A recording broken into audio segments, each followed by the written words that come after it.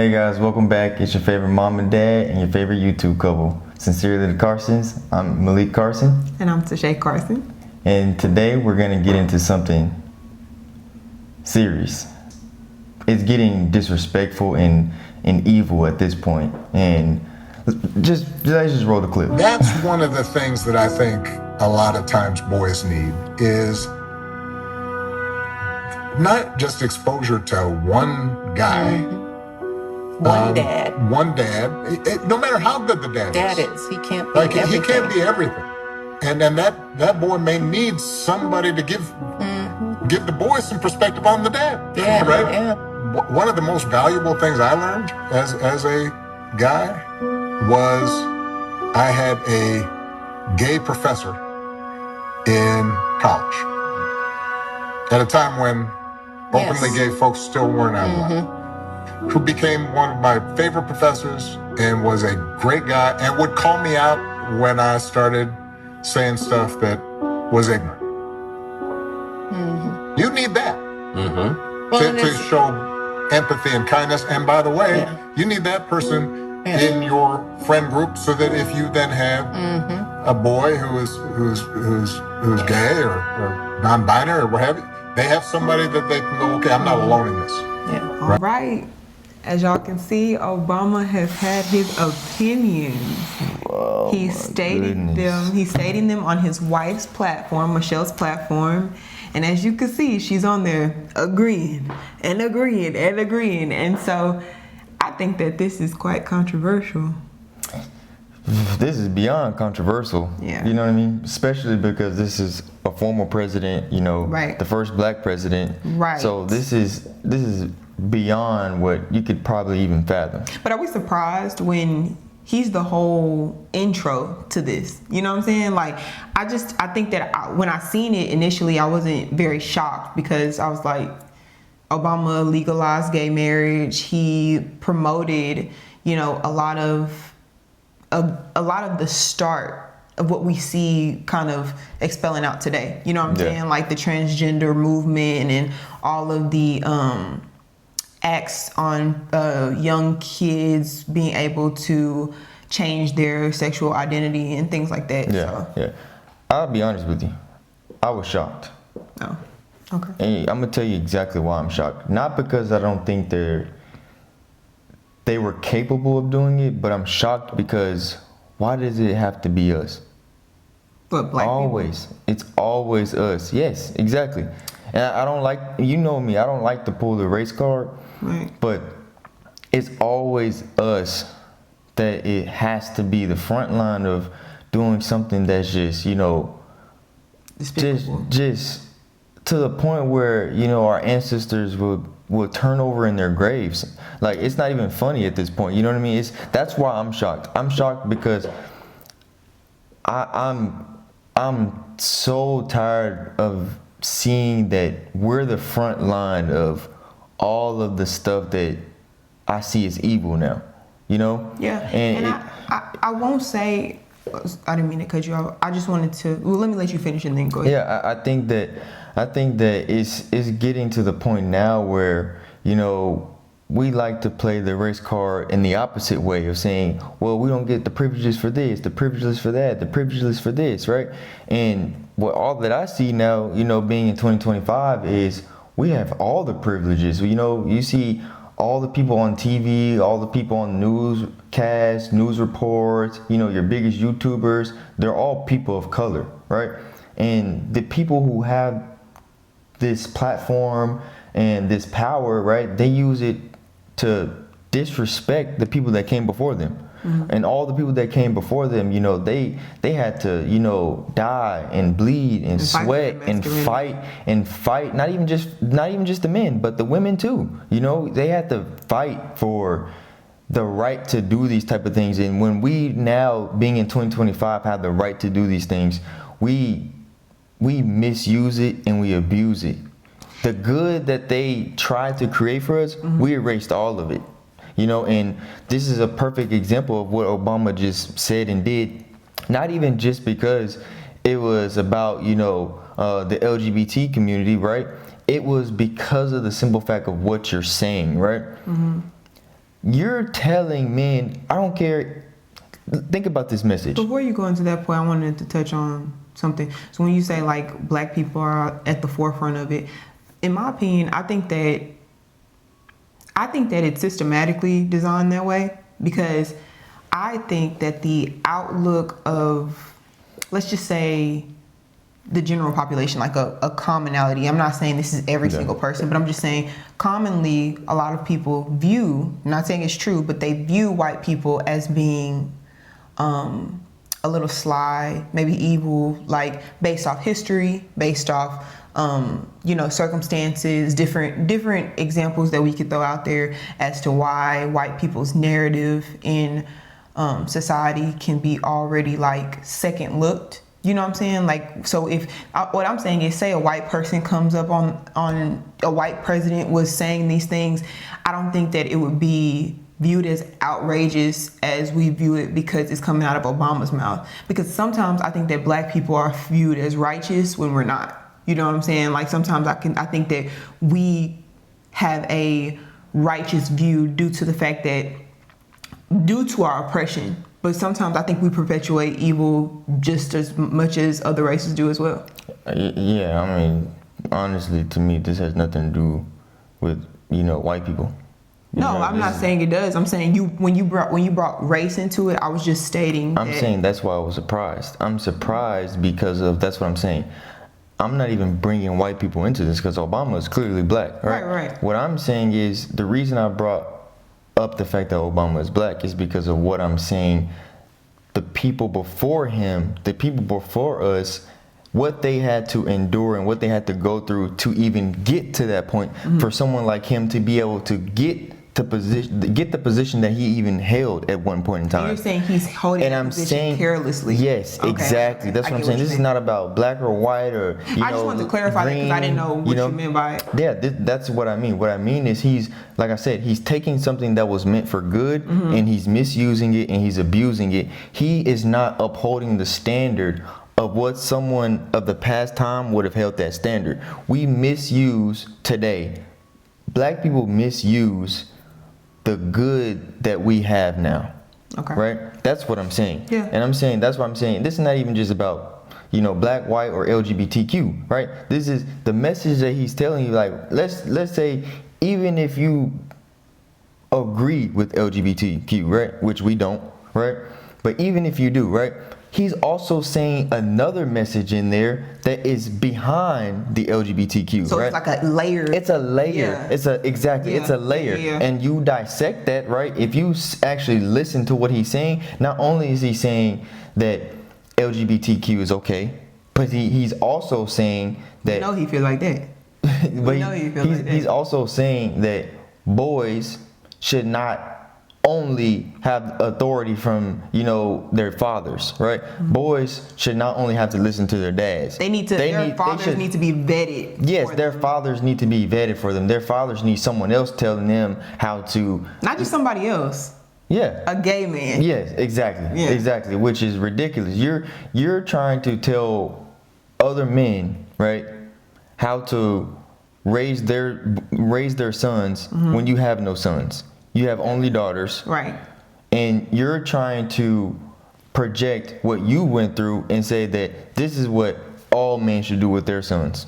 I think that it makes zero sense. Right. And I think that what I see when he's speaking about his gay mentor and he says that he kind of put him back in line when he was speaking nonsense and things like that, it's a grooming tactic, right? His mind has been groomed from an early age. Like, way before he was president, he was in college, right? And when he was learning all of the ways that he was going to present himself to the world, because as we know, presidents are breeded, right? So when he is learning all of these things as he's coming into his presidency, and then he's pointing out the influence of this gay mentor on his development of how he understands masculinity or whatever he was saying at the time, because he doesn't speak about what he was saying, but how he kind of like, whoever this mentor was kind of like correcting him like on the things, whatever those things were that he was saying.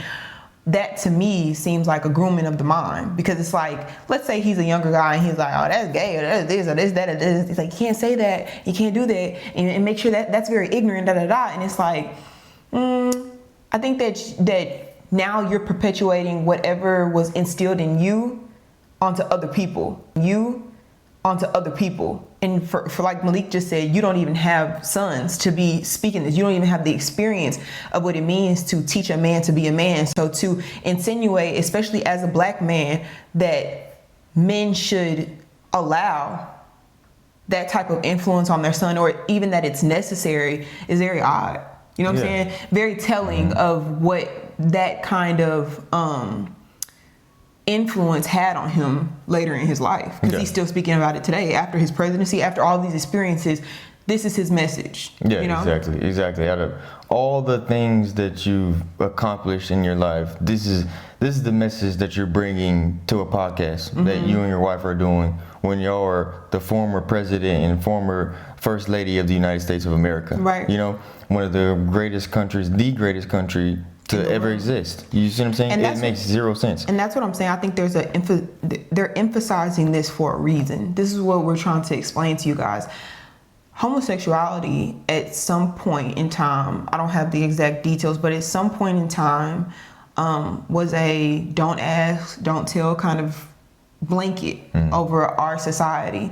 And that to me kind of meant what you do in the privacy of your home, in your sexual endeavors, is your business. And I think that was a better time, because we cannot sit over here and say who should be doing what. We can say what God said, which is homosexuality is wrong. But me and Malik cannot look at you and tell you what you need to be doing. And what we can do is give knowledge. We can't judge you. We can't judge you. You're not allowed to do that, because there's things that we do that we're not allowed to do, right? Exactly. So we're not here to be the judge, jury, and executioner. Now there is an agenda being pushed for a reason. You know, y'all have to not be blind to the reason why God says that these things are sinful. It's not just because he doesn't want you to have fun. It's not because he doesn't want you to enjoy this or explore that. It's not this surface level thing that you're thinking is stopping you from releasing your inhibitions. It's not that.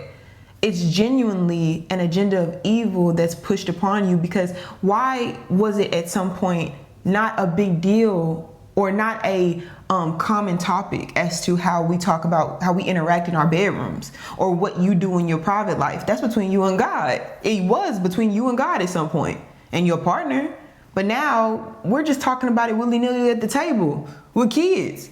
Do you feel dysphoria in your body? Do you want to cut off your penis? Do you feel this? Why are we even instilling these thoughts in vessels that are not even supposed to be having sex?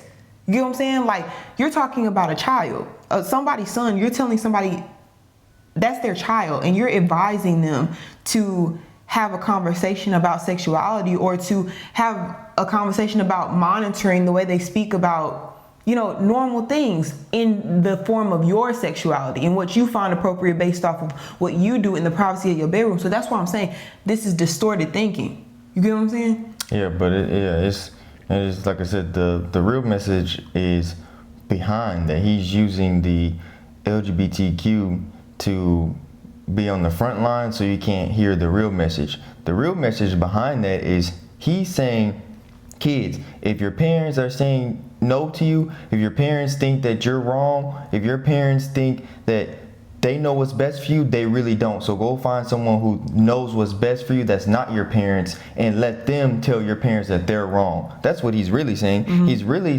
telling children that it's okay to do these things regardless if your parents think it's wrong, regardless what your parents may think, regardless. And that is actually more scary than him just talking about his experience with his professor. Because if you're talking about your professor, at that point, you're in college, you're an adult.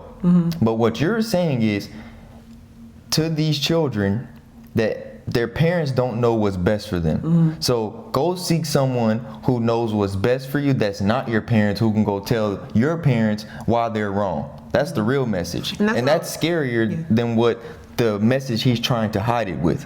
Do you see what I'm saying? And that's what I was saying when you initially said, like when I said vetting the father. Yeah. You don't need nobody to tell you, give you more perspective about your father. For what?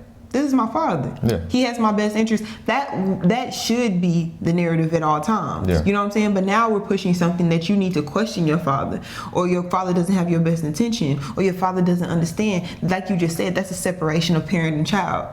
And that's ultimately the agenda, because kids are vulnerable. We had a whole video about this, the vulnerability of children. Trying to separate kids from their parents in any type of agenda is wrong. It's evil.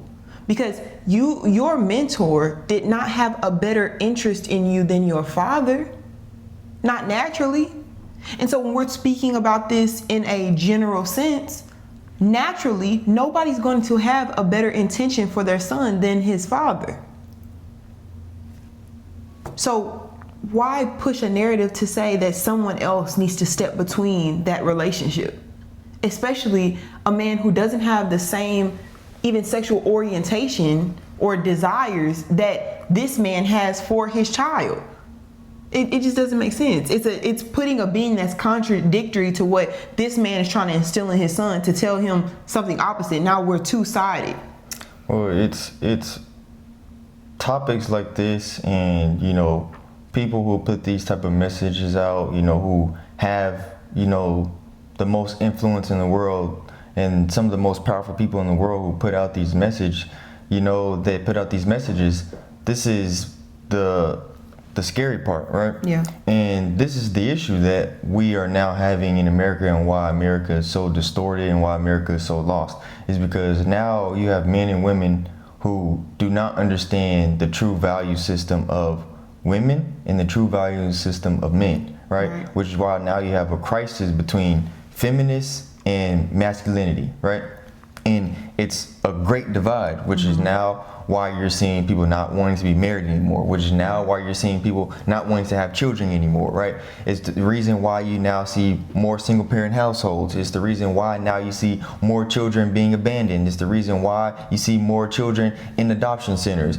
It's all because of topics like this that people like Obama and all these other big platforms and powerful people are putting out these messages to separate women, men, and the transgenders, and the gay men, and the lesbian women, right? It's literally a big separation. It's a trifecta. It's literally it's all of us are now so separated.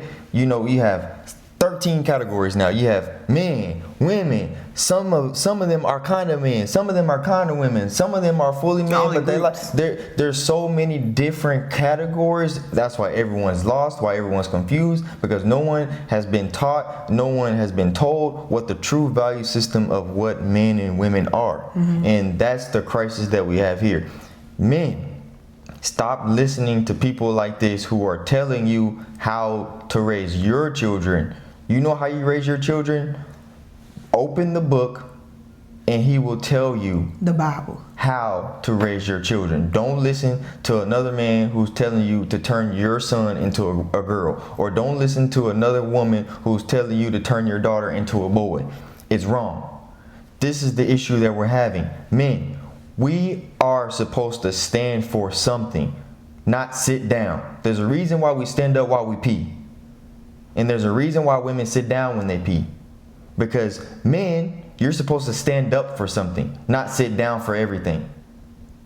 And that's the reason why we have this huge war, and why men are so afraid of women now, because you don't stand for anything because you're afraid to open up your mouth, right?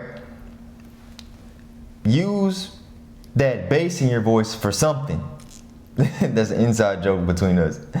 Seriously, we have an issue, men now, they're too afraid to stand up for something because you're afraid of what your friends may think. You may not be able to go to your barber anymore because maybe your barber is LGBTQ, right? It does not mean that you can't associate with people in the world, because at the end of the day, we all have our ups and our downs.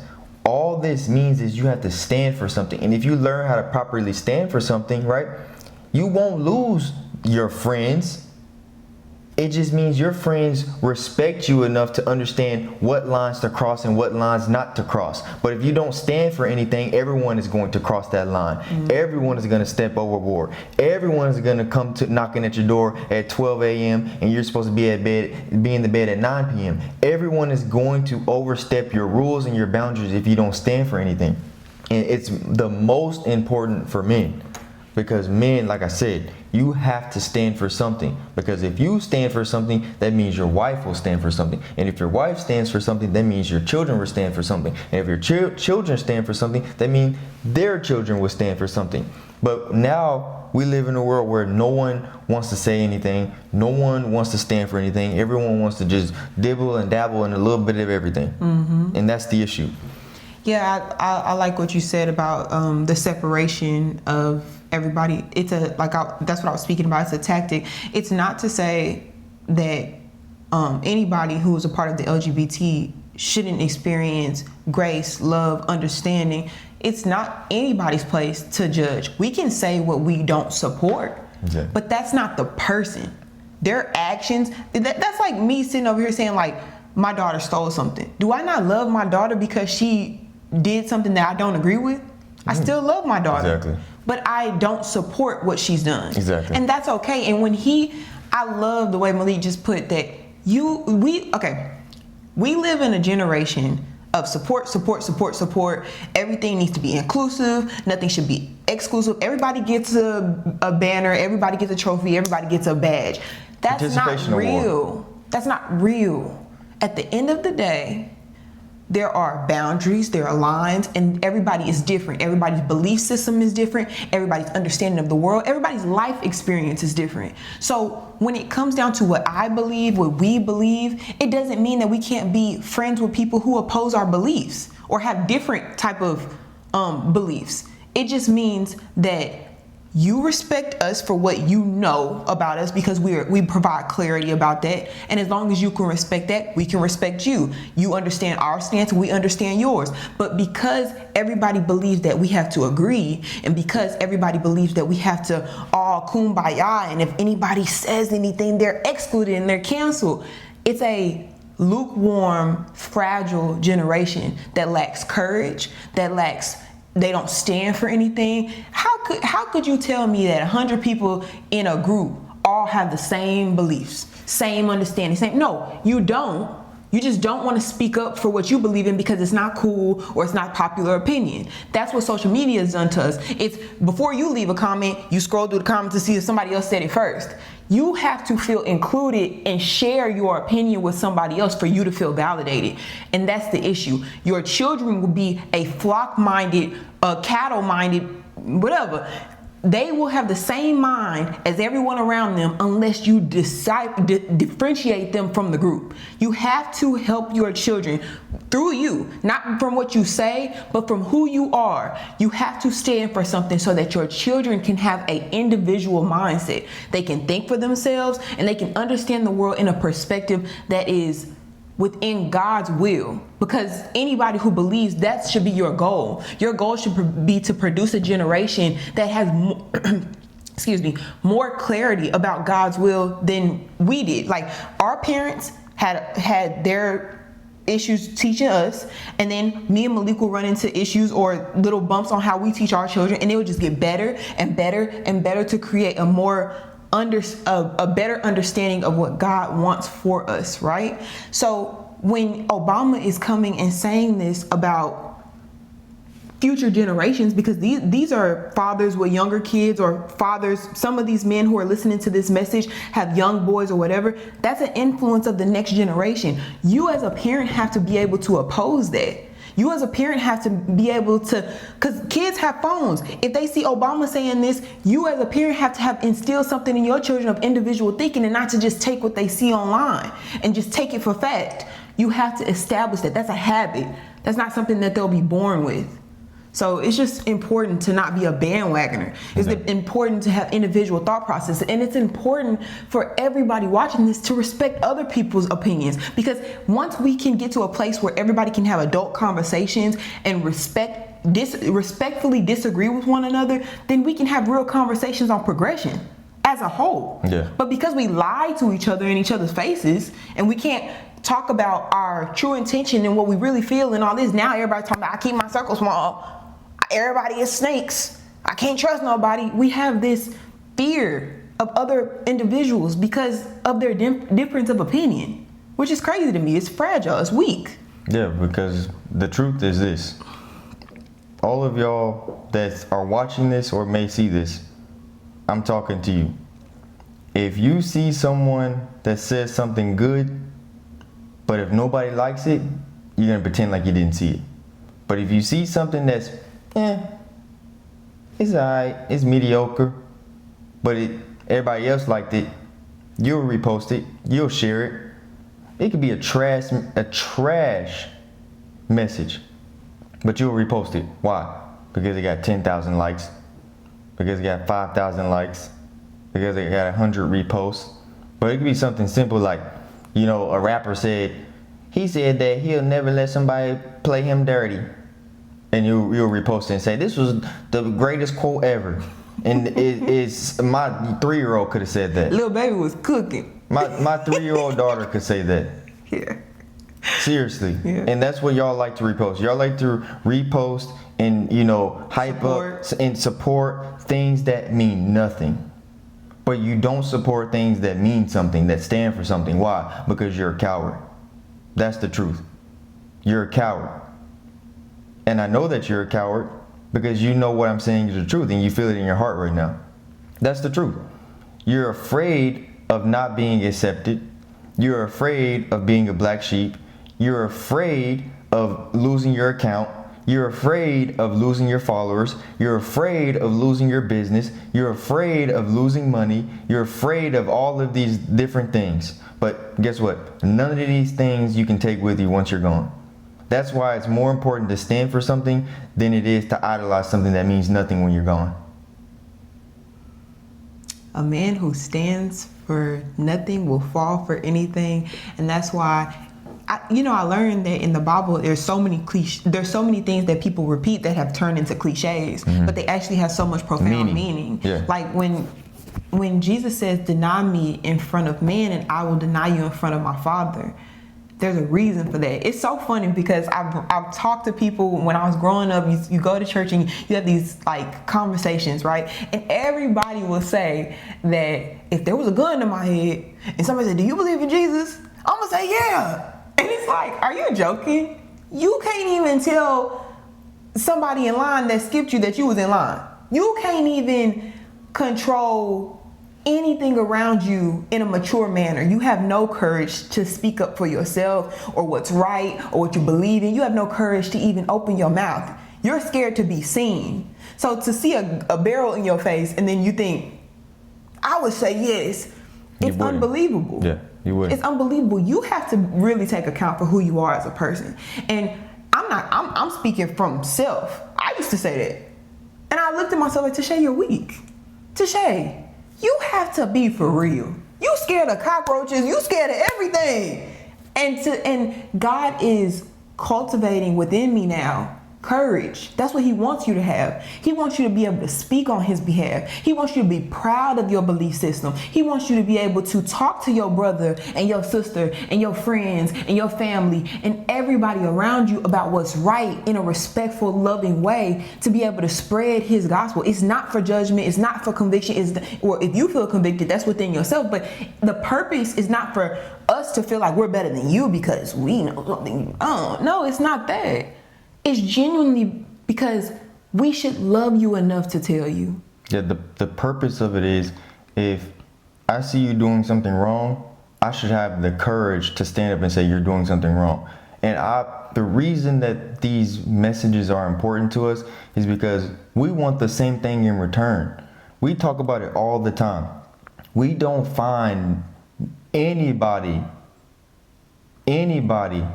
these days that can come back and say, hey Malik, hey Tyshe, y'all are doing something wrong. Y'all should fix this. No one says anything.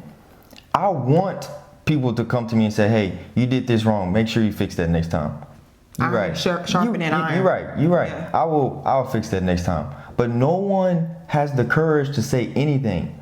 And that's all that I'm saying. That's all that we're saying. We are here to say, hey, y'all are doing something wrong. Be better. Y'all are doing something wrong. Fix it. And tell your sister, tell your brother, tell your mom, tell your dad, hey, y'all are doing something wrong. Fix it. You see something wrong. Fix it.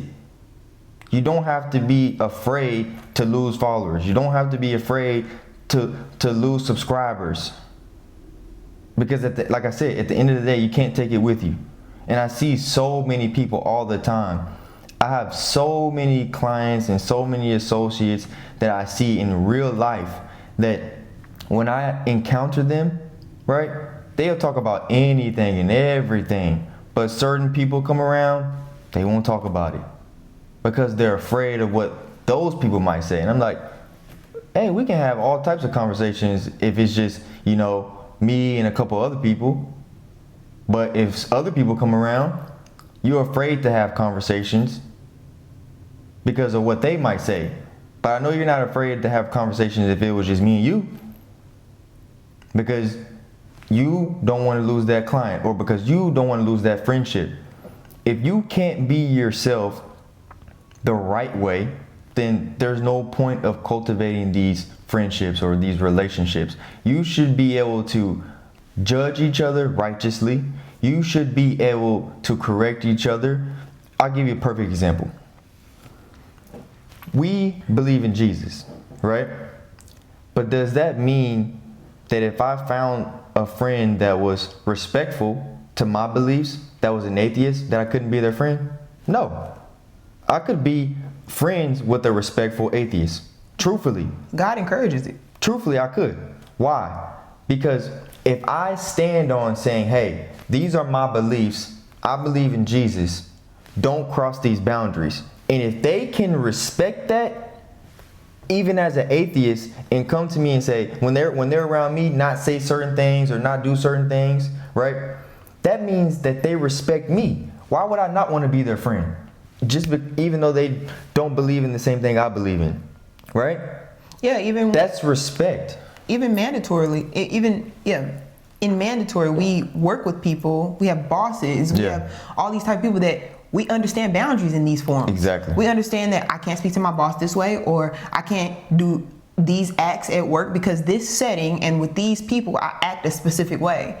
But we don't have that same respect for our friends or family because, like Malik just said, there are no boundaries. Exactly. People don't establish boundaries because they're afraid to. So what we've found in our social lives is that people automatically, you have such a problem with standing for something because you're afraid of conflict or because you're afraid of opposition or whatever the case may be. But the truth is, majority of people that we found in our life, when we decided to start being more vocal and standing for our belief system, people scatter on their own.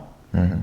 People who want to be a part of your life will be a part of your lives. Yep. But if they don't, most of the time they don't fight you about it. Exactly. You just can't get on the phone with them no more. Yep. They busy. They don't want to hang out. Maybe next time. And you have to accept that that's okay. That's okay, because God creates settings for you to cultivate relationships that are worth things for your progression. And if they're not, then He removes them. And that's God's character. Yeah, and touching on that, we literally just went to church, this past Sunday, and that's what the preacher was just talking about. Mm-hmm. Sometimes God needs you to be removed from certain places or certain people in order for you to progress. Mm-hmm. And the reason you are not progressing is because you're still around the same people who are holding you down. You're still in the same place that has been holding you down. So you're blinded to the fact that you can't be re-envisioned. Mm-hmm. Your vision is blind because you're still in the same place or in the same area as the same people who blinded you in the first place. Mm-hmm. So if you want to have new vision, God can't give you new vision with the people who blinded you. He won't allow it. Why? Not because He's not just, because God won't even He doesn't want to do that to you. He knows you're in an area that if He re-envisions you, right, and He gives you your vision back, and you're still in that same place, they're just going to take your vision away again. And he won't do that to you. He won't give you something and then Just take to it away take it from away. you. Exactly, just to take it away again. He needs you to be separated so that way he can give you that vision back. And a lot of times that's what we need to hear. We need to stop hanging out with Ray and them. Sometimes we need to stop hanging out with Taylor and them who like to go to the bar and you know, get drunk and go fishing at night on the boat. You know, you can drown drinking. You know, That's a very unique. Seriously. That's a very unique setting. Go to the bar and go fishing and get drunk and drown. Yeah, I know. You know, I got buddies who go drinking and go fishing. And I got buddies who like to go robbing. And Well, he got a plethora of acquaintances. yeah, I know a lot of people. Yeah. But you have to separate yourself from them. Because if you don't, you're going to end up in the same places as them, which is not good, which means you're going to be blinded. And back to this Obama thing, the moral of this story is stop taking people's words just because of who they are. Just because he was the president, just because he's a platinum rapper, just because they're a successful YouTuber, does not mean that their word is bond. It does not mean that their word means something. Because a lot of people, especially nowadays, their word means nothing. Do your own research. Do your own research. Read your own books. Create your own notes. And fact check. Cultivate something of your own. Yeah. Do not take the word, even from us. Do not take word for word someone that word means nothing.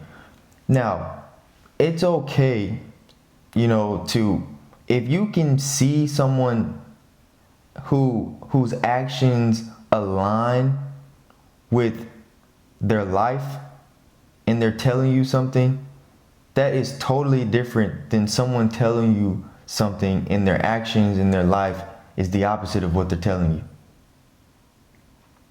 You're listening to a man who has children, who's married to a woman, telling you about LGBTQ. Sometimes you're listening to a woman who's talking about feminism, And she's married to a man and she has children. Sometimes you're listening to a mother or a father who have children telling you how to be good parents and they're not taking care of their own children. Just because people are doing certain things or are in certain positions does not mean they have the authority or the law to tell you what's law. There's only one source where you can get that. And we all know what that is. We all know what that is. And especially at this table, we know what that is. So we hope that this resonated with you. We would like to hear your opinions and what you think. But ultimately, we hope that you understand that your mind should be guided in the right direction by the right people and the right influences. We're not saying that we're the only influences, but we definitely have vetted information and we're only spreading things that we understand to be true. And if we have anything off, you are welcome to correct us because we are open to correction. But we definitely have great intentions and hope that you are experiencing the best quality of life that you can based on the decisions that you make and the life that you lead and what you want to pass down to your legacy and what you want to cultivate or what you want to have people say about you when you're not here anymore. That's what matters. A man's character matters. You can have money, you can have fame, you can have all these things, but nothing can buy you joy, nothing can buy you peace, nothing can buy you salvation. And with that being said, we hope you enjoy. We hope that you like, comment, share, and Subscribe. we'll see you guys in the next one.